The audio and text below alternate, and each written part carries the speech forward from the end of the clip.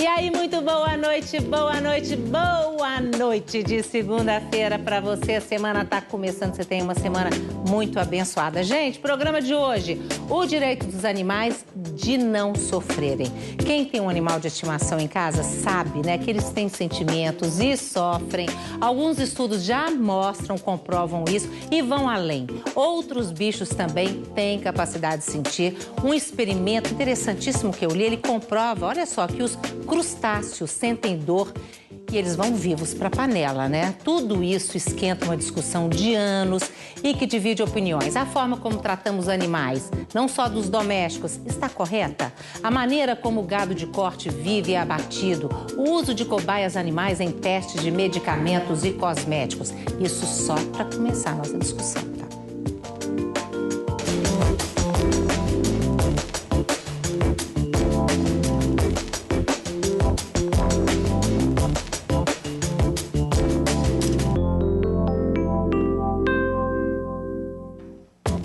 Então, se você tem algo a dizer, quer compartilhar, compartilhe com a gente, sim. Quer comentar, quer perguntar, o que você quiser, os nossos canais de comunicação estão abertíssimos. O telefone é 32090021, tem os canais pela internet, né?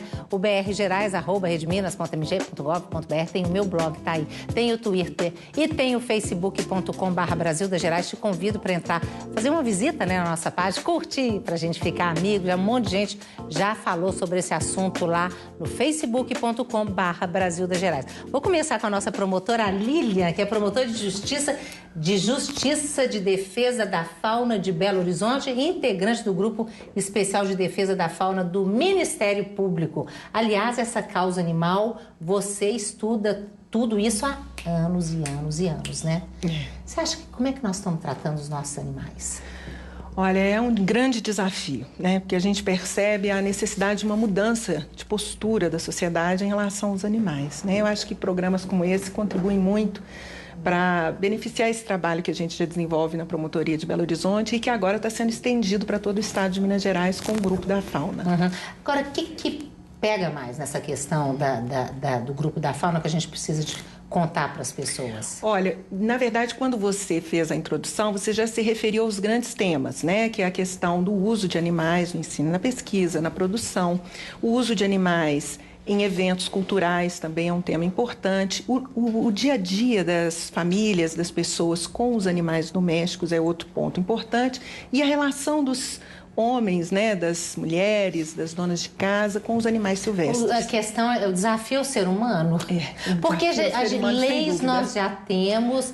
Agora, pelo que eu vejo, assim, os ativistas, vocês que trabalham com isso, acham que as leis não são só elas, não são necessárias, precisa de avançar, inclusive nas leis, mas elas existem. O problema é educação, é falta de conscientização do ser humano, porque tem muita gente, eu estava lendo os estudos também, que já defende, alguns estudos defendem que alguns animais têm consciência. A gente tem acompanhado a evolução da legislação e sabe que essa legislação ainda é incipiente, né? Então, o que o Ministério Público faz é otimizar, tem buscado otimizar ao máximo a aplicação dessa legislação, que, embora seja pequena, ainda assim é inaplicada, né? Nós temos ainda grande dificuldade na aceitação dos operadores jurídicos, né? Da sociedade em geral. Então, o trabalho do Ministério Público nessa área tem sido, inicialmente, o trabalho de mobilização interna da instituição, né? Tornar esse assunto um assunto importante, pautar esse assunto nas ações ministeriais, não só na capital, mas também no interior, e ajudar os promotores a criar rotinas ativas de trabalho em proteção da fauna. Agora, Marcos, você que é veterinário e biólogo, né, trabalha com animais silvestres, né? Porque a gente tem a mania de achar que só quem tem cachorro em casa, eu tenho cachorro em casa. Gente, é impossível. Como é que eles não têm sentimento? A festa que eles fazem pra gente, né? Não é só isso. Eu acho que, né, a gente que tem, quem tem sabe, né? Agora, a gente também fica pensando, só os animais domésticos, eu tenho gato também, acho que gato também sente. Claro. Não é? Aí, mas as pessoas tendem a achar que animal silvestre não. Como é que é isso? Bom, o problema começa na cultura, né? Nós, há bem pouco tempo, isso há 30, 40 anos, porque a nossa legislação ainda é muito jovem em relação à proteção à fauna, a Lei 9.605, né, de 98 é assim, a mais encorpada, mas se nós pararmos para pensar, tudo ainda é muito, muito jovem. Então, culturalmente, nós sempre tratamos os bichos como coisa, né, ou como objeto. E dessa forma a fauna também. Então era comum criar passarinho na gaiola, o avô criava, o bisavô também criava, e isso é cultural. Isso está intrincado na nossa cultura. E de forma alguma. E se nós pegarmos algumas espécies, tipo primatas, por exemplo, aí a coisa complica mais, porque o nível de evolução deles, de consciência, de senciência, é muito maior, né, do que das demais espécies, vamos dizer assim. Mas um papagaio também, que é uma ave, é uma ave, sim, mas é um bicho que vive em grupo, que vive em bando. Eles tem muito é como se fosse família, é uma família. Não é? E eles têm comportamentos próprios das espécies, que é compartilhado com esses grupos grandes. Então isso acaba levando transtornos e traumas muito grandes a esses animais. Então difícil, quando um animal desse chega a cativeiro, quase que é impossível reabilitá-lo para uma soltura. Os Estados Unidos hoje está abolindo, né, os seus centros de grandes primatas, centros de pesquisas, porque com a pressão também muito grande dos grupos, né, em defesa dos animais, e já não é mais aceitável, né, criar chimpanzés em gaiolas durante 30, 40 anos. Né? Então é só subtrair.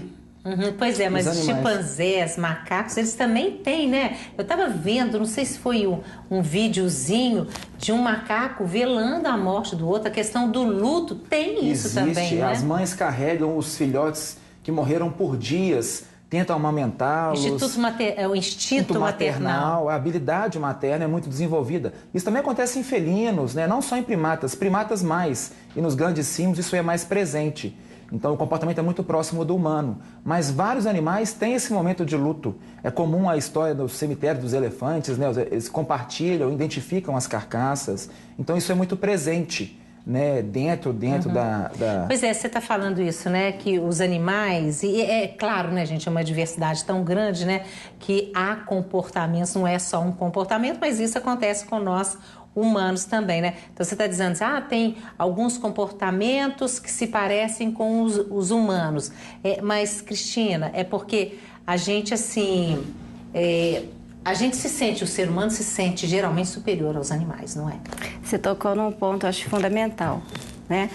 Porque de onde que vem essa cultura que o Marcos estava falando? E há séculos e séculos atrás, desde sempre, o homem foi considerado o centro de tudo, centro do planeta, do universo. Isso tem um nome científico, que é antropocentrismo. Então, a base de tudo isso que a gente vê hoje, que a gente está, nas últimas décadas, buscando uma mudança, é exatamente a figura do homem como centro do universo e como ser sublime. E todas as outras espécies são inferiores, estão ali para servir o homem. Então, isso é uma cultura, vai além da cultura, vai de um padrão de conhecimento, de atitude, de comportamento, que o homem sempre foi o centro e um ser sublime. Então, mas está mudando isso? Por exemplo, você é da universidade, na academia. Você é da academia, né? Está mudando isso na academia? Então, exatamente. Isso é um ponto muito interessante. Há 10 anos atrás, 15 anos atrás, eu estou na universidade como docente há 20 anos. Quando eu fui aluna, nunca se falou em sentimento dos animais, em senciência animal, que o Marcos acabou de falar aqui. O que é a senciência animal? A consciência animal e a senciência animal são dois conceitos muito próximos. O que é, hein? Consciência animal, tudo bem. Essa senciência. A senciência faz parte da consciência. A consciência é o ser ter consciência de si, de onde ele está, do meio onde ele está. E senciência é os sentimentos, o poder de sentir tristeza, angústia, que é o que os animais dor, têm. Que é o que você acabou de falar. A gente chega em casa, cachorrinho super feliz, alegre. Ele tem dor, ele vai ter um comportamento de dor. Ele sente tristeza quando ele está sozinho, quando ele é deixado sozinho, ou ele é abandonado, ou ele é negligenciado. Então, assim, a senciência é realmente a capacidade de sentir que os animais têm, e isso já é comprovado pela ciência. A consciência e a senciência são dois componentes que se misturam, né, nessa questão. Essa revista, né, a Galileu, que é uma revista assim que... Eu inspirei, né, porque eu sou assinante dessa revista. Exatamente. E aí eu vi essa reportagem, achei tão interessante, muito interessante, né? E é uma reportagem que a base dela, ela fala exatamente de descobertas científicas de um grupo importante de neurocientistas americanos, europeus e australianos. Então, assim, são grandes nomes da ciência que comprovam, com estudos já há décadas, né, algumas décadas, que realmente os animais têm consciência e têm senciência. E, na verdade, ela é baseada no Manifesto de Cambridge, né, que foi um documento assinado por esses cientistas, que eles realmente, até agora, comprovaram muita coisa em termos de consciência. Por exemplo, você lembra aí, só para informar para os telespectadores, alguns exemplos, o que já está comprovado? Comprovado eles têm vários exemplos de que os animais têm a consciência de si, eles têm a condição de aprender, eles têm empatia entre eles têm a consciência do espaço deles, eles têm sentimentos como tristeza, angústia, alegria, o prazer que eles chamam de prazer, que é a alegria também, né? A dor, a gente estuda muito na academia a questão da dor nos animais. Os animais têm o peixe, né? As aves, todos os mamíferos. Então, a gente os crustáceos, hein? Que eu falei que eu vi esse experimento numa revista, dizendo assim, que eles sentem dor. Sim, gente, são bichinhos, né? Como caranguejo, né? E outros que vão para a panela, vivem, diz que a carne fica mais gostosa. Eu confesso que eu vi tanta coisa esses dias que, assim, falei para ela, gente, tem uns 5, 6 dias que eu não dou conta de comer carne, de tanta coisa que eu vi, das galinhas, dos porcos. Nós vamos falar isso, né, durante o programa. Nossa, mas eu fiquei assim, meio deprimida, sinceramente. Realmente mas e aí, cruel, conta, né? aí mais exemplos você estava dando. Você tinha perguntado a respeito, assim, da academia, que eu estava falando o seguinte, que o que eu vejo importante é que há 15 anos atrás, ou há 10 anos atrás, nem é tanto tempo assim, nem se falava em sentimento dos animais, em bem-estar animal, que é um conceito, que é uma ciência, na verdade, que a gente tem hoje em dia trabalhado muito dentro da academia, nos cursos de medicina veterinária, zootecnia e biologia.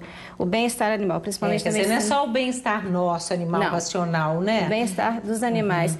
Então, existe essa linha do bem-estar animal, existe uma linha abolicionista, né? Que já é uma outra linha que a Adriana talvez vai abordar isso. Então, dentro da academia, a gente aborda muito essa linha bem-estarista. O que é? A gente realmente dá o valor aos animais, a consciência, a senciência deles e estudar o bem-estar animal. Formas, procedimentos que realmente confiram aos animais um bem-estar. Com certeza. Tirá-los desse caos que se instala muitas vezes. Com certeza. Né? E você vai mais adiante ainda, você fala assim, mesmo se não tiver consciência nenhuma, né, merece o respeito essa questão do bem-estar, né? Você fala, por exemplo, um ser humano que nasce completamente sem consciência, com problema, né, e tal, ele tem os direitos dele, né? A legislação brasileira, ela já prevê uma série de direitos para os animais. E não há como negar isso, né? A gente tem essa legislação a partir da Constituição. Então, uma série de benefícios aos animais já decorrem do próprio texto constitucional brasileiro. Né? Nós temos lá normas que estabelecem proteção em relação à função ecossistêmica deles, né? Ou seja, a relação deles com os homens e com o ambiente, mas também em relação ao seu próprio interesse pessoal, como, por exemplo, a proibição de crueldade contra a prática de condutas que levem à crueldade. Isso não é um interesse humano, né? Isso é um interesse do animal, do ser senciente, capaz de sentir dor, mas se bem que rinha de galo e rinha é proibida já. Mas é amplamente praticada, né? É praticada, o que acontece na prática, nós temos um precedente do Supremo muito interessante, que foi da farra do boi em Santa Catarina há alguns anos. Uma ONG do Rio de Janeiro, vários ambientalistas se uniram e entraram com uma ação civil pública no estado de Santa Catarina. E no estado de Santa Catarina, a ação foi julgada improcedente em todas as suas instâncias. Porém, Quando chegou ao Supremo, o assunto foi pautado e a relatoria do ministro Francisco Rezec foi muito importante, porque pela primeira vez se colocou essa questão da importância de se reconhecer esse direito aos animais. Então, ele colocou a questão, colocou a importância do tema, né, afastou aquelas causas que a gente chama de metajurídicas, né, que normalmente as pessoas menosprezam, ridicularizam esse tema, colocou a importância do tema, inclusive para a própria questão do ser humano, né, como um ser integral, para a sua própria humanidade, né, defendendo uma corrente mais antropocentrista, né, um pouco mitigada, mas também dentro de um ponto de vista que a gente entende muito válido, porque era um precedente, quer dizer, não se havia discutido aquele assunto ainda em nível de Supremo.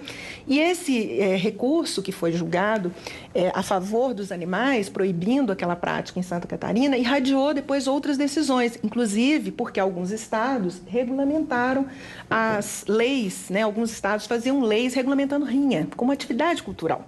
E aí isso foi levado, no Rio Grande do Norte, teve o Rio de Janeiro, e o Supremo disse não. Aí desenvolveu aqueles primeiros princípios que foram colocados naquela decisão que a gente chama de leading case, e estabeleceu realmente que no confronto entre a cultura e o bem-estar do animal e a proibição de crueldade, esses dois valores, não existe nenhum valor absoluto. Então, a questão dos animais aí, nesse caso, prevalece em relação à questão cultural. Porque, Adriana, o imaginário também popular é de achar que ave também não sofre, não, né? E nem peixe também. Peixe também Quando eu sou vegana, mas peixe você come, né? Mas peixe é bicho. O Paul McCartney, ele se tornou, né, vegetariano, eu não sei se ele é vegano, numa pescaria.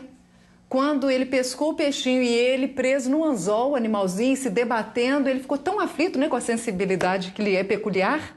Ele está sofrendo, E aí ele se deu conta daquilo e aí aprofundou, porque o sofrimento é de todas as espécies. Com certeza. Não dá para você considerar o cachorro e o gato, quem respeita o animal, respeita na integridade. Também e não acho. precisa de constatação de lei e de ciência, não. Quem convive com os animais, quem convive com uma formiguinha, com uma abelha, com uma minhoca, com uma borboleta, percebe que todos eles têm essa ciência. Só que, infelizmente, dado o antropocentrismo que prevalece, né, um antropocentrismo consciente, olha, eu quero continuar porque isso é cômodo, né? A zona de conforto. Então a gente ignora e a gente se atém ao gostar e proteger o cachorro e às vezes o gato. Porque no Brasil, infelizmente, o gato ainda tem, né, muita rejeição a ele. Apesar de na Europa, hoje em dia, a preferência é pelos gatos, pela praticidade, pela independência deles, que eles não precisam. Isso. Todo mundo fala assim, não, é porque o gato não é aquele que você chega em casa, vem correndo com o rabo abanando. O antropocentrismo. Você quer o bicho para você, para te agradar. E aí, quando chegam para nós, né, nos eventos de adoção, olha, eu quero um bicho para ser vigia, eu quero um cachorro para cuidar do meu sítio, eu quero um cachorro para o lava-jato, para o ferro velho, para mais o quê, doutora? Para obra, né? Os animais vigias. A minha mãe está com depressão, o meu menino precisa porque fica muito sozinho em casa, o meu é autista, vários, né? Isso tudo são demandas nossas, mas aí a gente fala, olha, nós podemos até arrumar, exceto para vigia a gente não abre exceção, mas para esses outros casos de companhia, né? Não há mal nisso. Eu acho que o nosso foco... Pode falar? Desculpa. O nosso foco, senão não haveria sentido, né? É o Movimento Mineiro pelos Direitos dos Animais. A nossa prioridade é o animal. É esse ser, esse animal não humano que está ali totalmente refém das nossas omissões ou dependente da nossa consciência e da nossa proteção. Né? Então, aí voltando, os peixes, as abelhas, né? Os salmões. A gente foi receber o desembargador Pinheiro Munhoz, que foi o único jurista que elaborou o anteprojeto do Código Penal brasileiro. Nós tivemos a honra de convidá-lo e recebê-lo aqui na Semana do Meio Ambiente. E aí eu fui procurar um restaurante para levá-lo a almoçar. E num restaurante conceituado, que eu não vou citar o nome, eu falei, olha, eu não sei se ele é vegano, vocês têm opções aí? Aí ele falou, tem salmão. Um restaurante conceituadíssimo para se receber um juiz federal. Né? Imagine, né, o preço, né, de um prato oferecido nesse restaurante. O rapaz falou, tem salmão. Então, o nosso distanciamento, né, com os animais, gente. Aqui, Adriana, depois no segundo bloco você vai contar, porque vocês fizeram, você é do Movimento Mineiro pelos Direitos dos Animais, né, você é membro, e vocês fizeram até uma manifestação ontem, né? E aí você conta no segundo bloco, a gente volta. E você falou do Paul McCartney, vamos terminar esse primeiro bloco com a frase dele, porque ele é uma frase até muito famosa, né? Que é mais ou menos assim que ele fala, se os abatedouros tivessem vidros, né, para todo mundo ver como é que acontece ali, mas hoje, gente, vai pra internet, vai lá no YouTube. Paredes de vidro. Não, pois é, mas eu vi muita coisa, é horroroso. Tem um vídeo dele, ele falando, é o vídeo dele no YouTube. Eu vi, não, desse eu não vi, mas eu vi outros, né? Eu até quero saber uma coisa que fala-se muito em abate humanitário, porque você não parou de comer carne. Não, infelizmente ainda não cheguei a esse nível. Pois é, mas nós vamos ter que fazer intervalo, a gente volta, tá? Nós voltamos daqui a pouquinho. Se você tem algo a dizer, manda pra gente, tá? Os contatos estão todos aí. Entra no facebook.com/Brasil das Gerais, curte a nossa página. Até já.